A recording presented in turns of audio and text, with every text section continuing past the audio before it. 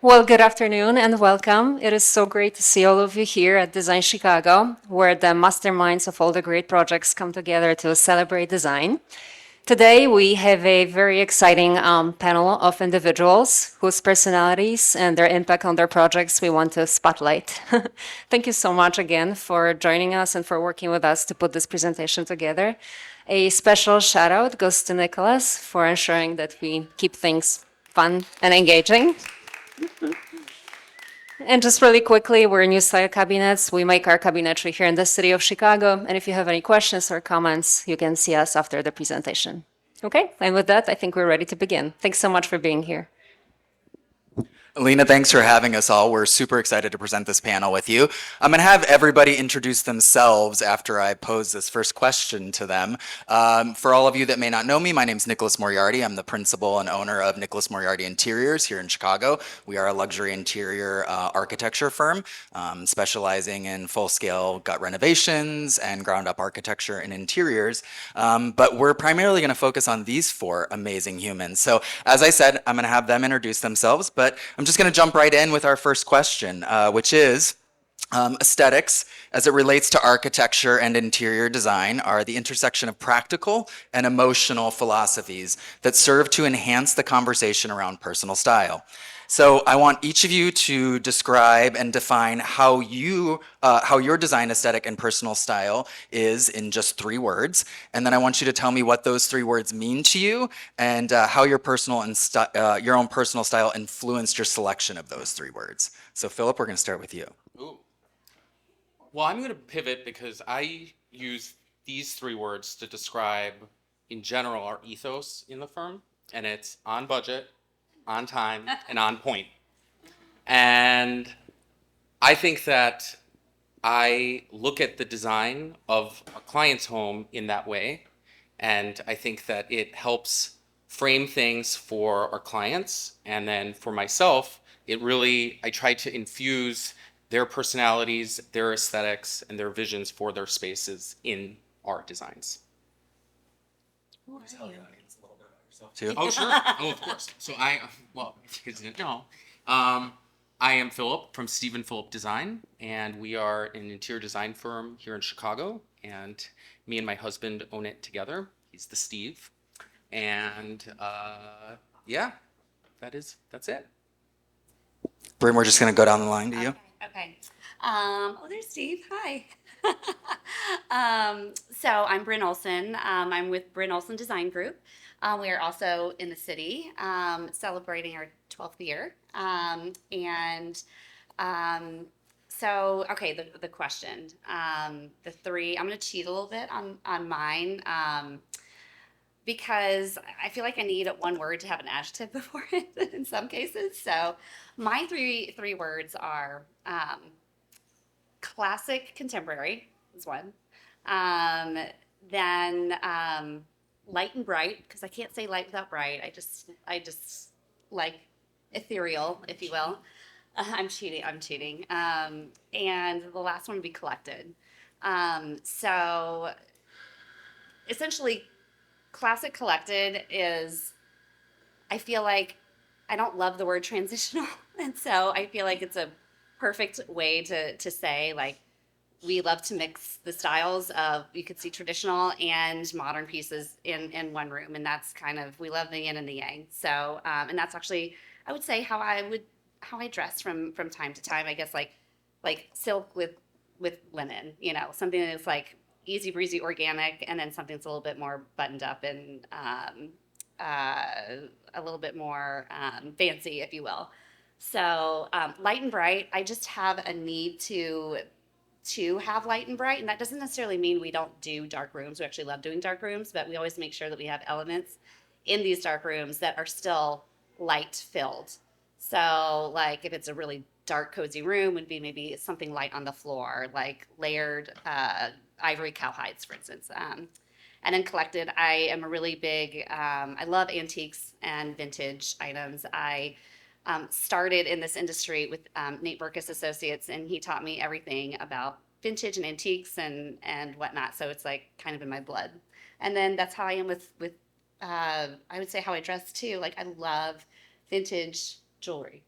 And vintage coats is another thing. I don't know why. I just love them. So, so those are my three. I cheated a little bit. Off to Jenny. So glad I didn't sit in position one. I'm Jennie Bishop with Studio Guild. We are here in the city of Bucktown, also in LA, also a little bit in New York. I'm going to play off theirs. Not always on budget. Absolutely never on time. I'm just kidding. Starting over. I would say a little bit funky, a little layered, and still classic. Have to have the funky just because it entertains me, and I do this to entertain myself first and foremost.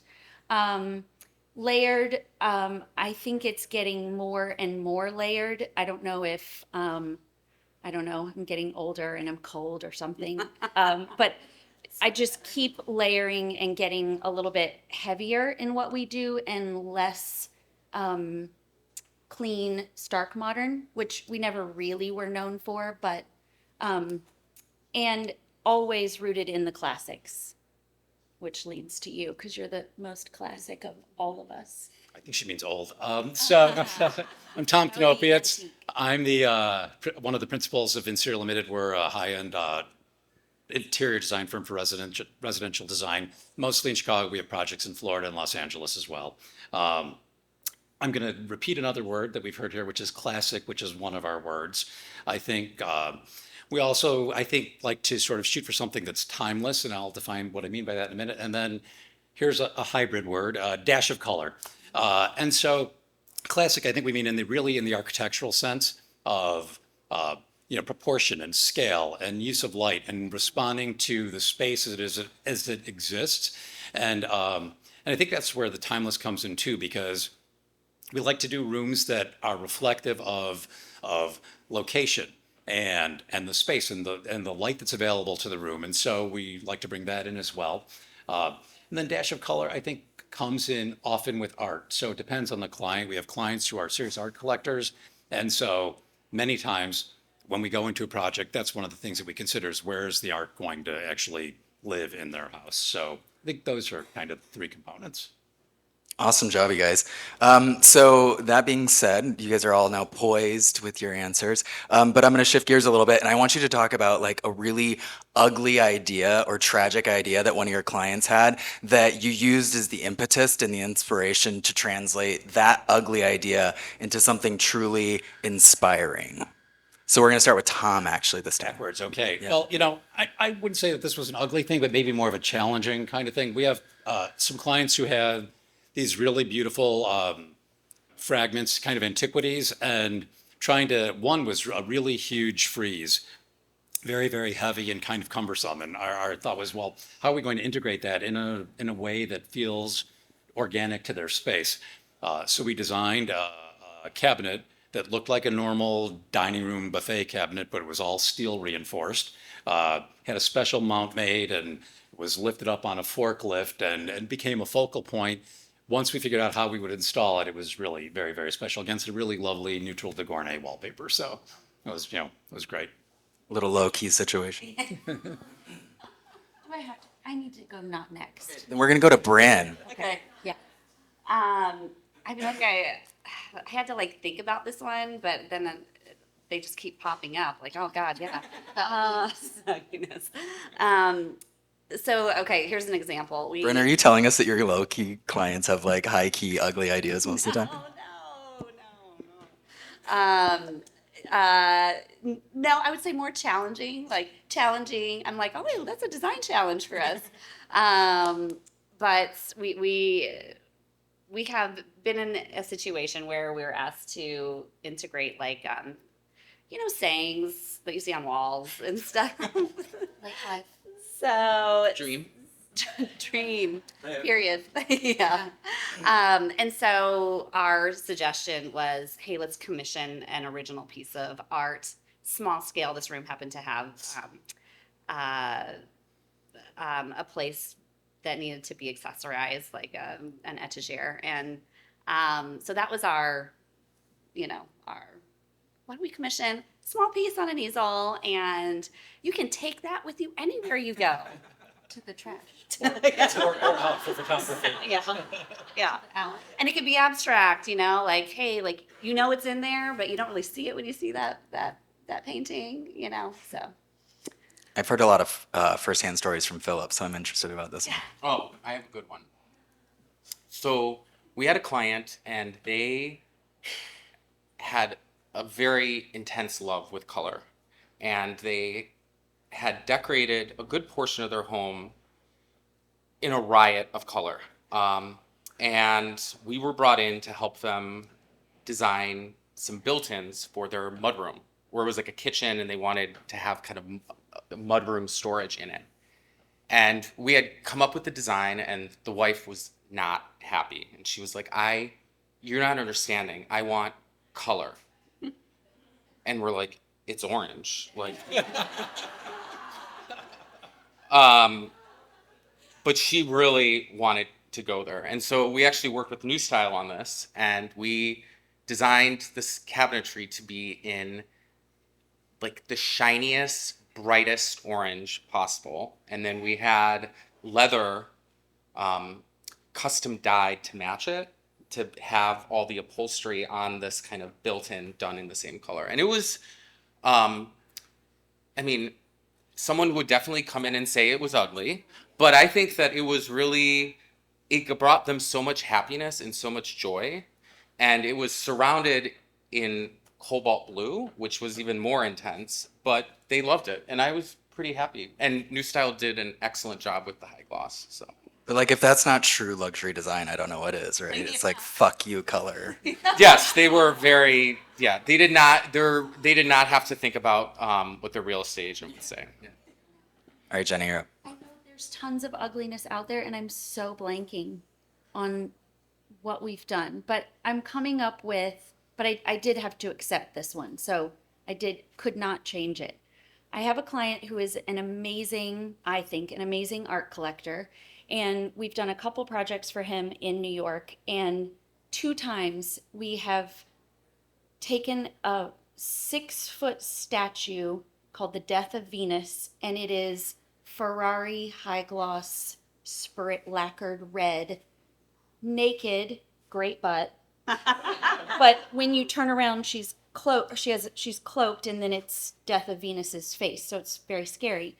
And it has twice been craned up to come in the window of his apartments or condos in New York, but we can't not have it. Yeah. I mean, it's also cost $1 million, and we had to design a marble plinth for her to stand on for the second place. But we just turn the camera when we're taking photos. And I mean, to your fire engine orange, she is fire red.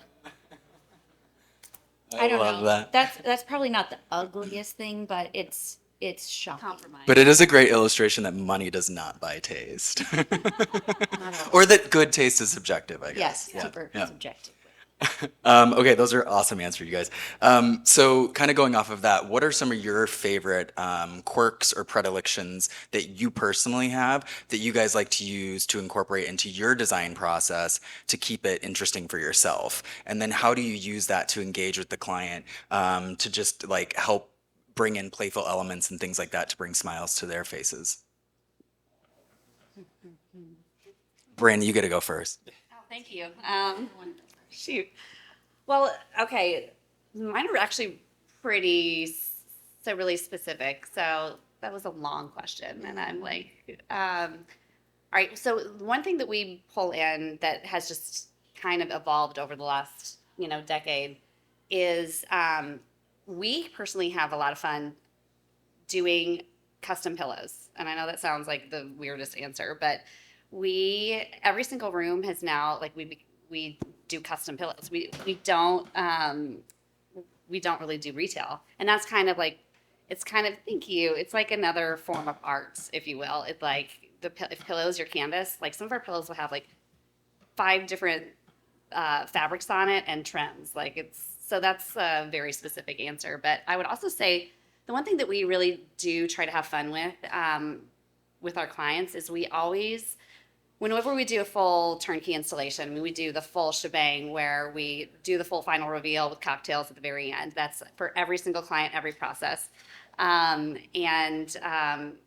We customize the house all the way down to, we put pictures in every single frame in the entire house. If it's a tabletop, if it's on the wall, it's a gallery wall that is meant to have pictures. And so what we have so much fun with is we tell clients, all right, over the course of the month, send us like any and all of your favorite pictures. And the one rule is they can't be posed. They can't be posed. We want them to be just like totally fun. Maybe they're blurry. Send us pictures of maybe your grandmother from when she was 16, if she has like a fun photo sitting in front of a car or whatnot. And then we pick and choose like where these go throughout. And that's always really fun. And we usually get a tear from that. Yeah. I love that. Yeah. Filip. I think that similar to Brynn's answer, we've tried to incorporate like a little. Steve and I both really like plaid. So usually in some capacity, there's a plaid that kind of gets brought into the project. And it's also a great way of kind of like when we're designing a scheme, it somehow kind of combines all the colors in a great way and orderly. And what's another thing that we do that is, we also, when we're designing, we're really taking into account all the client's objects, they be ugly or not. And when we're installing it, our favorite thing is to really try to incorporate as many of their things that mean something to them as possible. And even though sometimes the piece is challenging or in our opinion objectionable, there's something that at the end of the day, when we're like kind of layering it in, it always kind of fits it, and they always really, really appreciate that those elements that mean something to them are incorporated into their home. Yeah, that's the part of design that you can't actually design, right? Because it's somebody's lived experience, which is really great. Jennie. Brynn stole my answer. Take it. Mine is also family photos. Wait, are you guys gonna have a pillow fight? Is that what we're getting at? Yeah. And I used to make custom pillows, so I'm with you there. Mine is family photos also, and it's finding the right place. It can't be focal, main floor. It does need to be a little bit more private, in my opinion. And that doesn't mean it's not important. I just, I don't know. It's just a little too personal. But we usually redo them, look at the entire collection, blow them all up, and really blow out one space so that we aren't sprinkling them all throughout the house, and just really like fill an entire room gallery style and make it wallpaper, or not literally, but like wallpaper. I do think the accessory collection, that's also such a hard one. And we're doing entire homes. So they're sadly, or not sadly for us, is, we're doing everything. So we are trying to curate that along the way. And a lot of times it's shocking to me because I have a ton of collectibles and things that I hoard and cannot get rid of. If any family member has touched them, I can't get rid of them. But to try and recreate that is a challenge, and to make it current but aged and not feel like you did one accessories round and did it all together. And that's where we're pulling so much more vintage for that purpose. I mean, it is very now and current, and but I think it immediately gives a little character and history to a brand new project where they come with nothing. I mean, I have 3 clients who have multiple times sold their homes, and every single thing in it, down to the spoons and their art, and they take their toothbrush and their clothes and leave, and they have nothing. So that's hard. It's fun. That's a good client. But it is. But I also want them to have those things that easily layer into our new stuff and books that tell a story. And we're kind of recreating that story for them. So I'm just constantly like telling myself a story that may or may not be their story. And, That's what layering. Right. for your story too. Right. So Tom? A little bit different, although we do all custom pillows too. It's one of our favorite things to do. So, it's like we do it. It does make something unique to that project, right? And I think people really love that. I think from our perspective, Really quickly, can we all agree that when we send our clients the proposals for the custom pillows, no matter how much money they have and no matter how many times we've worked with them, they all freak out? well, I'll tell you. Have like 15 You- pieces you know- that go into it, and they're like, it's a pillow. Yeah. But we actually lump it into the upholstery.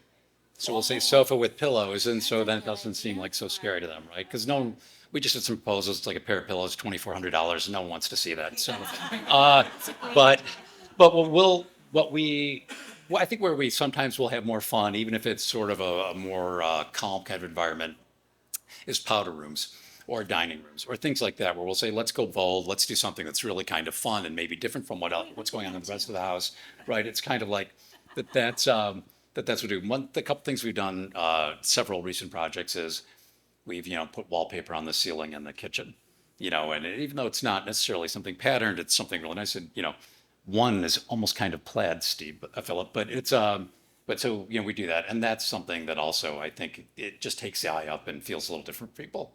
Yeah, we wallpaper ceilings all the time. It's the funnest thing.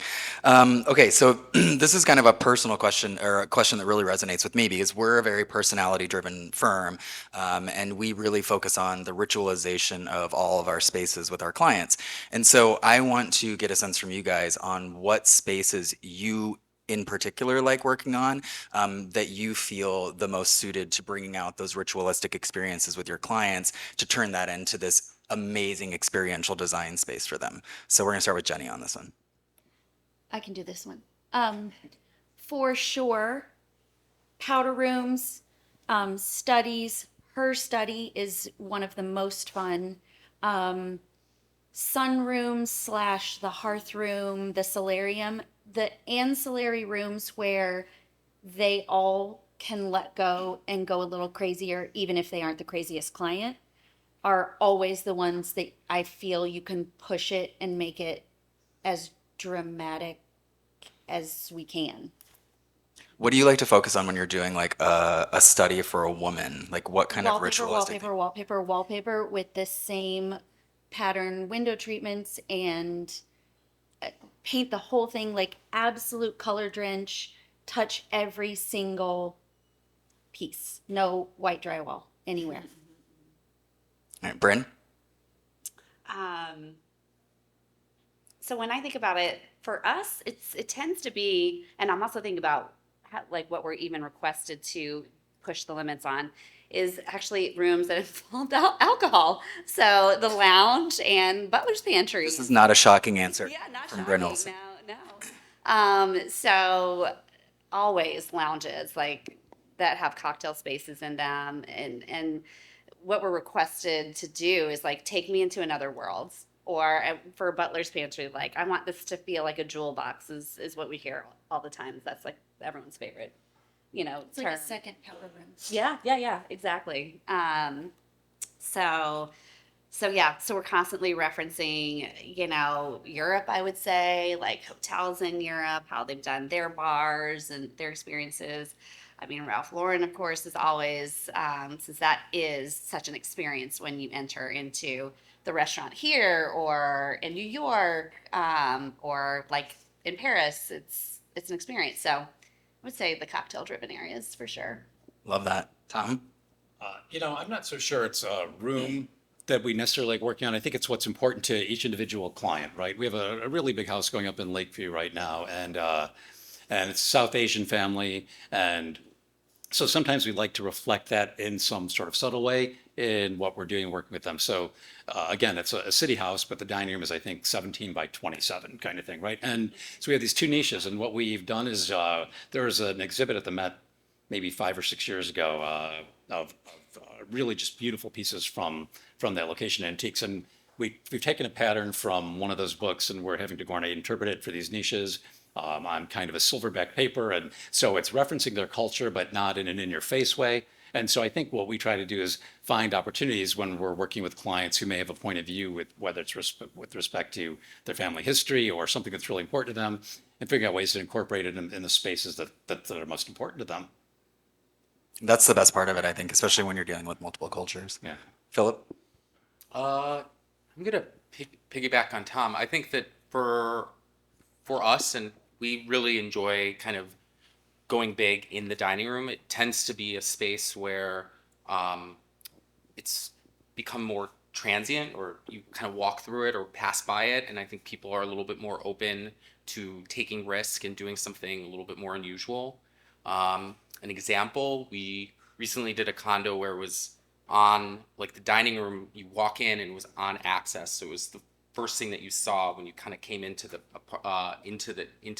unit, and we kind of did a specialty finish on all the walls in this kind of really deep inky blue color, but there was kind of beads in it and all sorts of kind of texture, fabulous table, a big chandelier, and it was kind of like, as you walk in, it kind of sets the tone for the entire apartment, and everything kind of circled around that space, which was nice. And it also, sometimes in a dining room, like, if everything is light and bright, like the dining room being kind of a departure to that, it kind of is the kind of the yin and the yang, and it kind of helps then make some of those kind of softer spaces kind of have a like feel even more soft. I love that. One of the questions that we have here, which is, again, a question that resonates with my heart a lot, is based on the idea that what's most personal is what's most universal, right? I stand on a soapbox a lot of the time talking about how much I hate everybody's focus on ROI, the return on investment for luxury real estate. And so based on that idea of what's most personal is what's most universal, and some of the things that you just said, Philip, and that you all have said on that last question, how do you guys talk to your clients about that in particular, that they can go full tilt on really engaging and designing these spaces to suit them, and ultimately it's going to sell because they're actually not that unique, and more people than they think actually have the same aesthetic viewpoint and taste? I think similar to what you said, I think that in high-end real estate and in high-end design, I think people understand quality, and when they walk into a space and it's been done fully and fully thought through and beautiful, it might not even be someone's taste, but they're going to understand that this person has invested in this home. And yes, they might have to change the powder room wall covering or repaint something, but in general, if someone loves the home, they're going to buy it. I think to a client, that I think that we tend to have the conversation as, how is this something that you want to make this type of investment in? How long are you going to be living here? What type of space, how do you see this? If they're building their forever home, then the idea of thinking about return on investment for some place they're going to live for the foreseeable future doesn't seem like they're really tangible thoughts. But if they're going to be there for a few years, we sometimes are like, well, don't you want to have some fun and like experience this in an interesting way? And okay, like if the agent really says that you have to repaint that because it's too much, then you'll repaint it in a couple of years. So I'm going out to you, Tom. I will tell you, I have two schools of thought on that. One, we are thinking about that with our clients and how it will like age and what will it be like in the future. And I think that's important, and it's an important consideration. But I've also had conversations with clients who say, well, they don't necessarily want to spend this much because what will happen if it doesn't give them a return? And one of the things I think that they need to consider in their return is, well, what's their utility when they're using it, right? Yeah, to your point, if Philip, if they're going to be there for 10 years and they've spent an extra $500,000 for something that someone might want to undo, but that's $50,000 a year and it's $4,000 a month, and they have this huge investment already, then what is that? Then they're getting the utility for that period of time, and then you look at her shoes and you ask her how much her shoes cost. Yeah, well, but and she's wearing like $8,000. But I think that's the point. I think when I've broken it down that way, sometimes for guys who are wealth managers or in that kind of field, it makes sense for them in that way. And so then it's not so much, well, what will happen when I do sell, but am I getting the value out of it today while I'm living in it? And I think that's kind of how we try to approach it. The real question is your wife happy? How much is that worth? Well, that's 100% correct. Yeah.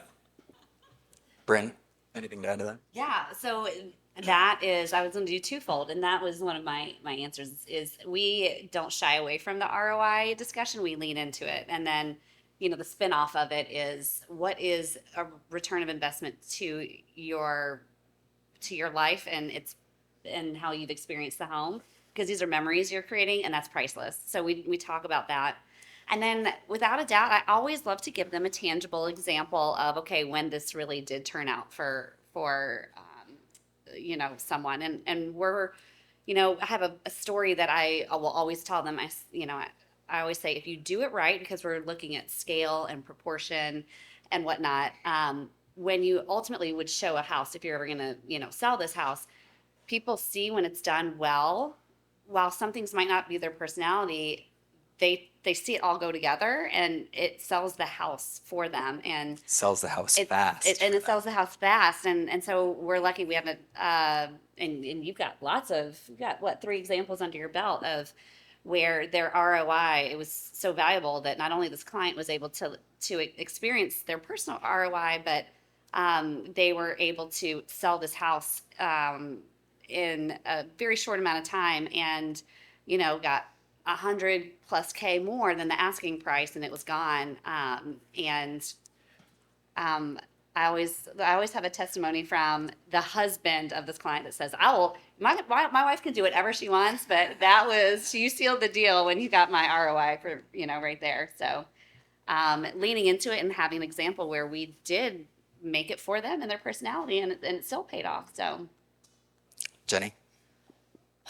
Well, my sister sells real estate, so I'm talking about this all the time. I have 2 different kind of scenarios. One is one of those clients that sold all their stuff multiple times, built ultimately I'm going to be generous and say an $8 million lake house, and actually did not spend a ton on our part with furniture, wallpaper, window treatments, etc. But we made it very appropriate, very, like, it was high end, but it wasn't the highest.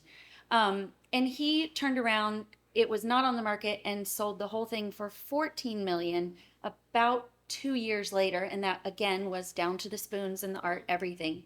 So there's your ROI. He's now bought 3 other places, and we're doing 2 of them at once. On the flip side, I have clients who, it's not their first $5 million home that's great, and then immediately the people move out and everything's not great.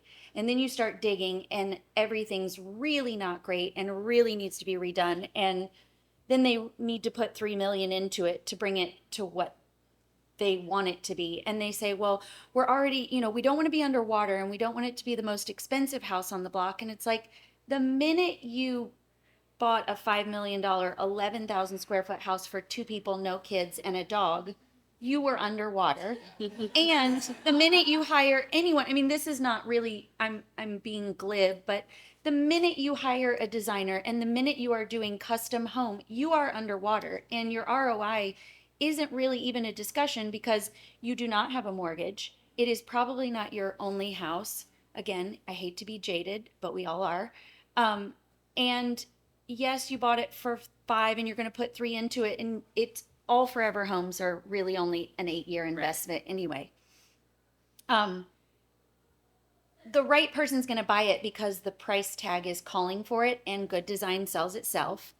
But they're going to buy it for 6, you lost 2, you enjoyed your 10 years, and then they're ripping it all out and putting their 3.75 in it.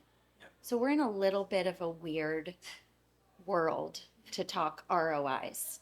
The ROIs are their portfolio management.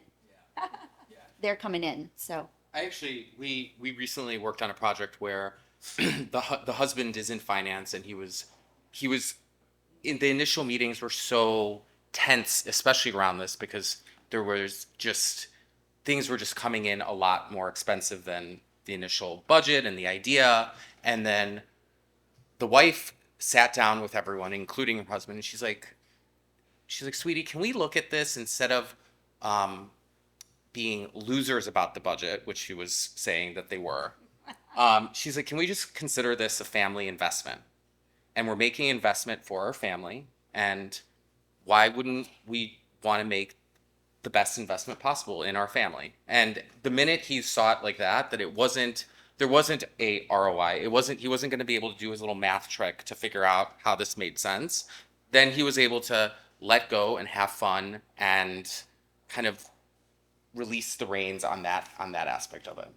The best thing that I would offer for anybody in the audience, if you're like most of us, we work with the same clients over and over and over again. Most of our clients are 3, 4, 5 houses in. The best thing that we do is we track every single one of them and how many days on market their houses were. The longest has been 7 days. Most of them sell in pocket listing. So like tracking that shit is really, really good for having these conversations too. Okay, so we're gonna do a really fast question and then we're gonna talk about some images that you guys all shared with us. So fast answers on this one. What's the most extreme, hilarious, out of box, crazy idea that you guys have ever used for inspiration with your clients? And we're starting with Filip. We actually, for this project, the client wanted a all black bedroom. And by all black, meaning black carpet, black walls, black furniture, black everything. And it was pretty extreme and it was really fun. But make sure the carpet is not cut pile because it shows everything. Okay, and then since we threw the images up, what I want you to do is I just want you to tell us a little bit about this image and how it resonates with your own personal style. Well, there's plaid. This was a bachelor, and he was willing to take risk, and he wanted, in his words, for it to be fucking fabulous. And so he allowed us to just go for it. And everything was designed by us and thought through by us. So it was a representation of what we thought the space should be. I love that. Thank you. Okay, this is Jennie's. So Jennie, crazy inspiration, and then tell us a little bit about this space and how it relates to your own personal style. Crazy inspiration. What comes to mind, but I don't think it's super inappropriate, is I am very inspired and often, not always, but often have naked ladies somewhere. Not everybody allows us to do that. The bachelors do, in various ways, and I had to express myself in my own powder room with Katie Stout, who is a young ceramicist, her ladies wallpaper, and my dad highly disapproved. And I was like, yes, did it. Watercolor, kind of cartoony, faux naif, spread eagle watercolors of women in all different positions. And I literally just sit in there and I absolutely love it. And I think, oh, wow, that actually is really spread eagle and inappropriate, but I love it. So that is a big source of inspiration for me. This room, which does not have naked ladies, but is an example. This is a hearth room, which I mentioned. That's a solarium of her study, an ancillary room. This is off the living room and looks out to the pool. So it is kind of focal, but this was an exercise in layers and pattern and paint the ceiling, and literally there's no surface untouched. I do have some personality in there. I bought the Moroccan rug not for this client, and they were my first purchase they bought the first rug when I got back. I still have some for sale, so FYI. But this is just layered, and every single bit makes me super happy. Unfortunately, you don't get to see the other side, which is kind of a crimson, reddish purple Zalige tile and viola marble from Kalia on the other side. So it's also fun. Dun, da, da, dun. What? That's not right. Oh, this is mine. Okay. Craziest thing that we ever did as a source of inspiration was actually a sex swing, not an actual sex swing, but it was the idea of what we did. We had a penthouse project in the West Loop where we had this weird, awkward space and it needed something up there. So we designed this huge 6-foot oval or 6-foot round swing that has a multi-pivot in it and whatnot. It's horrifying because the client is a big party boy, and every once in a while I'll see images of like girls probably so coked out of their minds, like swinging on this thing. And I just message him and I'm like, I hope your insurance is up to date, buddy. Okay, so this is a project. This is one client of ours that we're now on our fifth property with. This is a project that or a property that they still own. This is very emblematic of our style in the sense that it's very art focused and it's very collected. We typically work in a modern vernacular and really love imbuing space with personality and warmth. So we really focus on making sure that our clients' personalities come out in every single thing that we do with them. This was two condos that we combined, and the family is a family of 5 children, and then the parents themselves. And so this is one giant area that's connected to the kitchen space in and of itself. And I love seeing the photos stream through on Instagram of like literally their entire family like lounging on the Ligne Rosé piece and whatnot. What's hilarious is when we first started our firm, people kind of called us the gray firm, which I never understood because we do an insane amount of color. So this is also emblematic of that. Color is a neutral from our eye, and we try to use it as much as possible. So.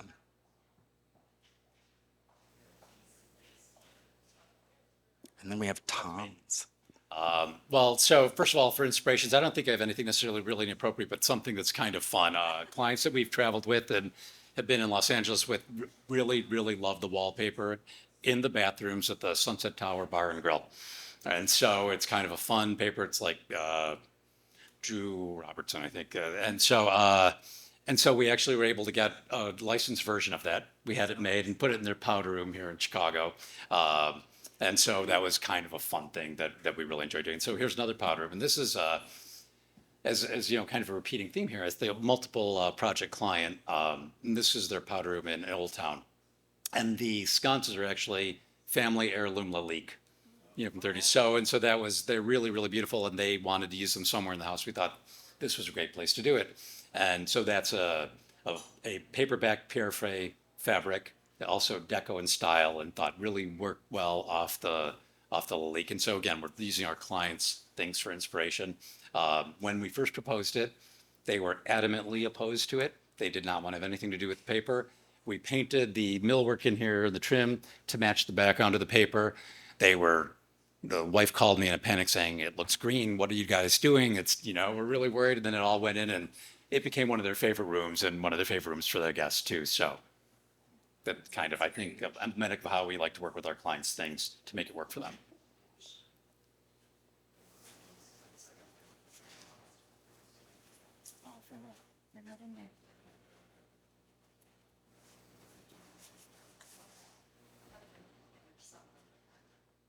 There we go. There's Brynn.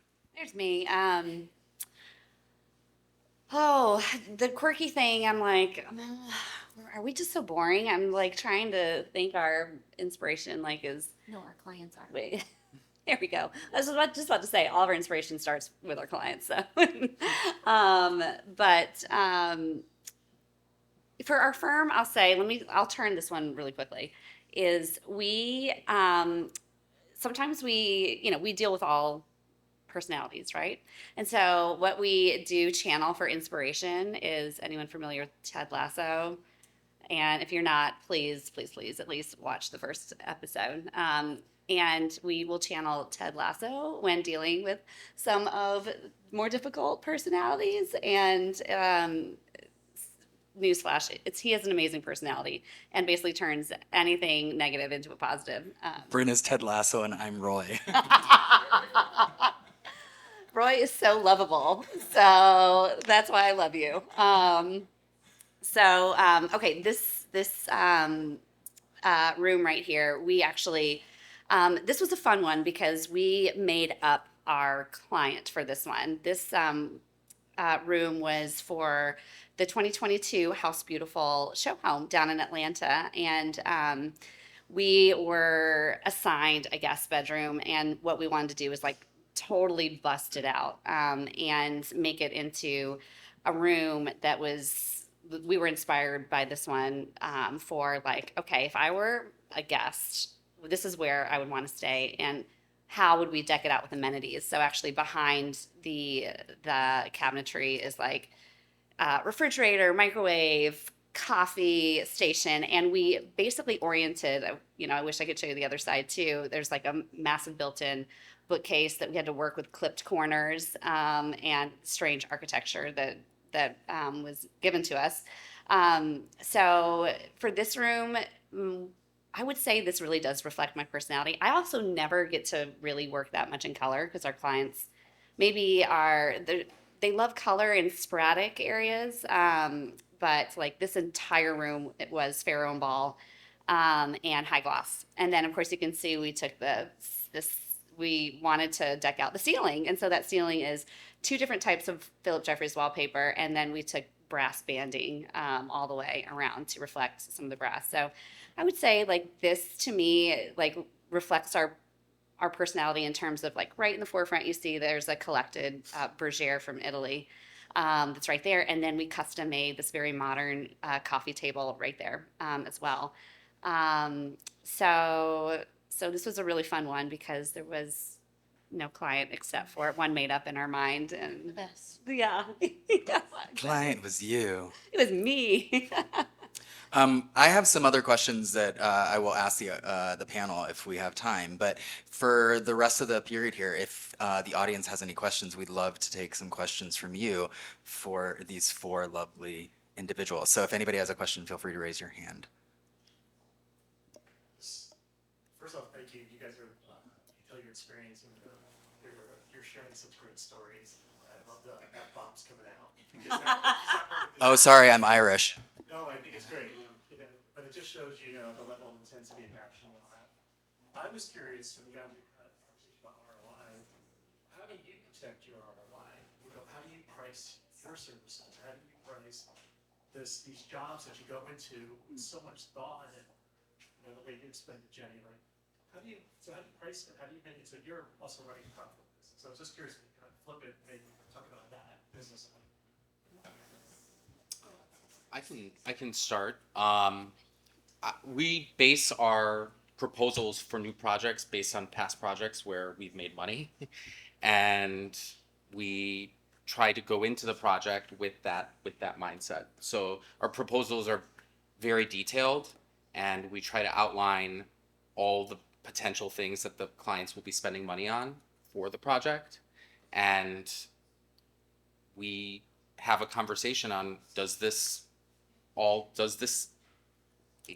in line with what you are hoping to achieve with your project? And if it is, then we've made money on the project previous, and we'll hopefully make money on their project as well.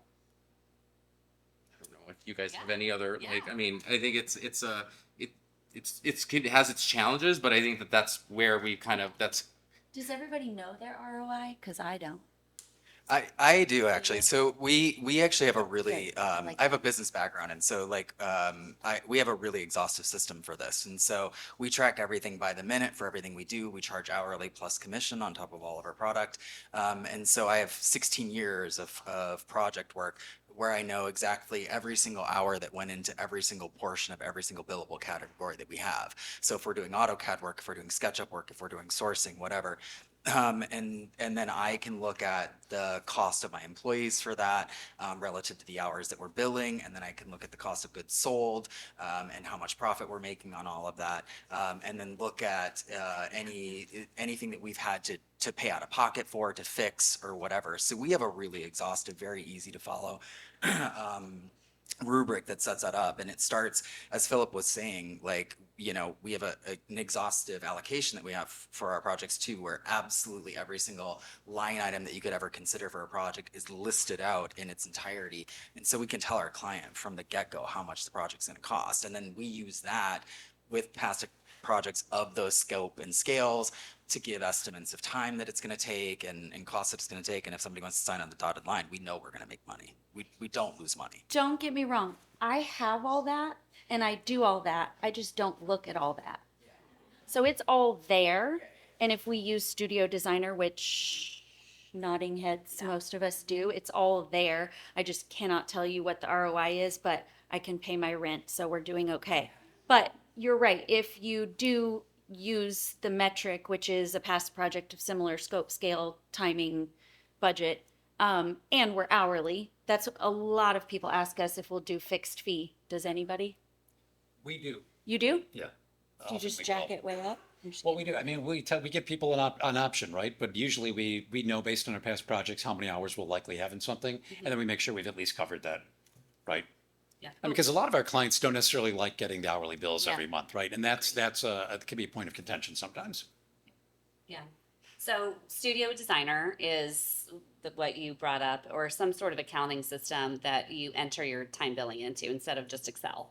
So that alone, you can run reports and But enter everything. you have to, and yeah. So for what we do is also hourly and commission, but how I write my proposals, which are just for are purely for our fee, is I literally write a business plan based off of a 4-step process that we do for any type of client, no matter if it's new build or renovation or furniture only. But it's always 4 steps, and I have to curate it every time. So these are really long initial scopes I put together, and I will do it when we've gotten so far talking to a potential client who we know is really interested, and I've assessed how big it is based off of past experience and what they want us to do, that it is worthy of putting this together. So anyway, we are also kind of we are hourly, but I basically tally. I say in this crazy document who from the firm does what from start to finish till we install the very final thing. It takes me a long time to write it up, but I put that investment into my initial write up so I can assess what our fee is going to be, and I'll be like, okay, this based off of our past projects, I know that this is a good fee, even though it's curated every single time for every single client. And I say at the very end, okay, this is how much our hours should be. We'll fix it here. But if you add anything additionally outside of this, then we will bill hourly.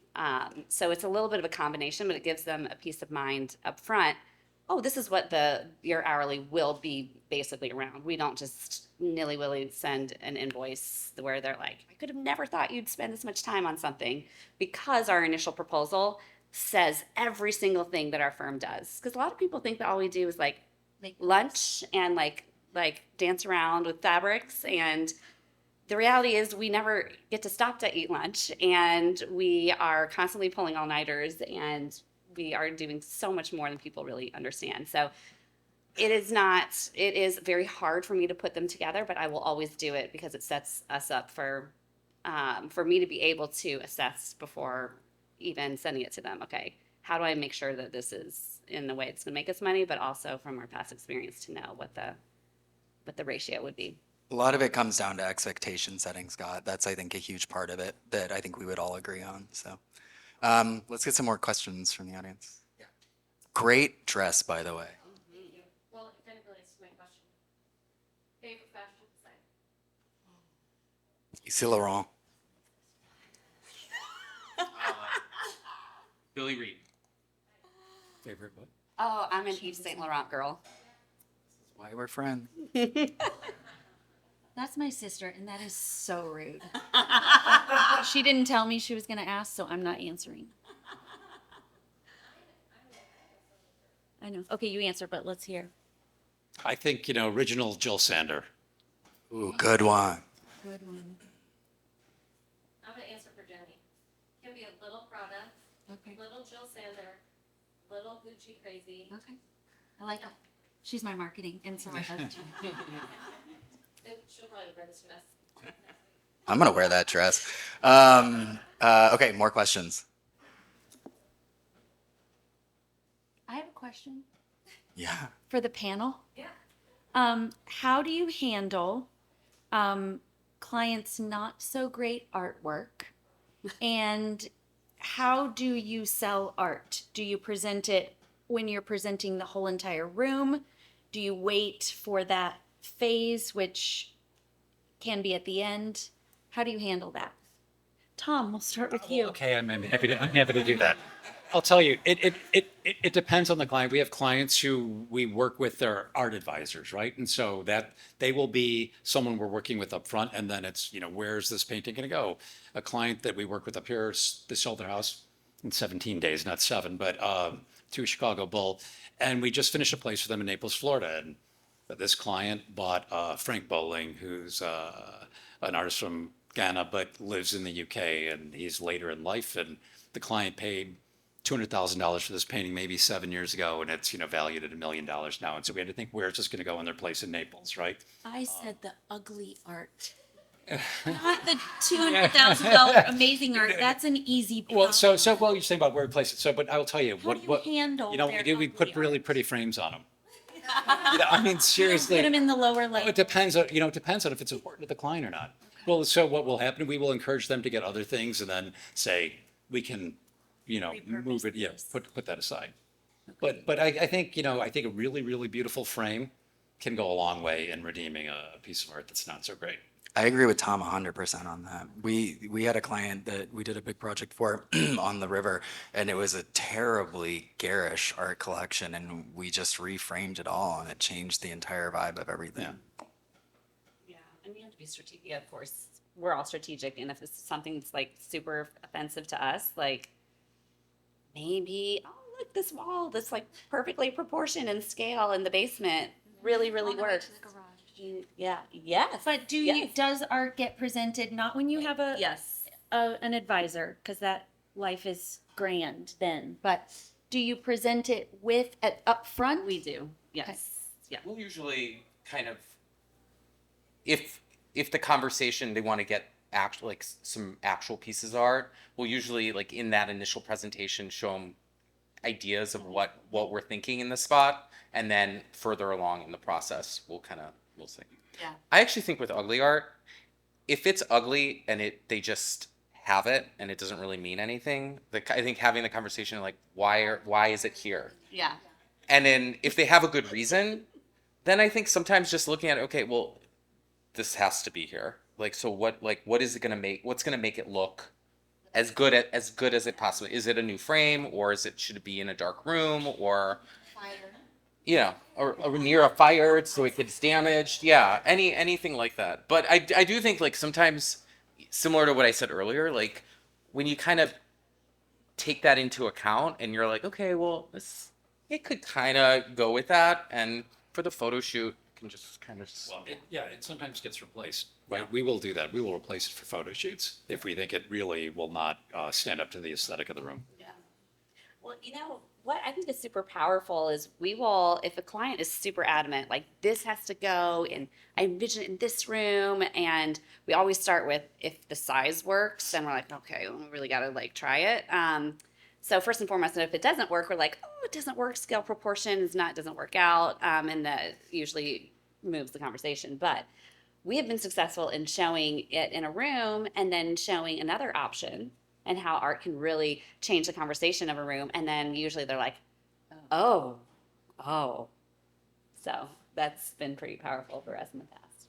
Thank you. But I think also to piggyback, it's like difficult when art is so subjective. yeah. And it's something that like the pieces that maybe I would gravitate towards that space isn't something that means anything to the client, and trying to convince somebody like this soft pastel should really work here. Like if they don't like it and they want something bright and fiery, then that's what they should have. But And art is very personal, right? So I mean, our approach with our clients is if they love it, then it should be in their space, because then that will make them happy.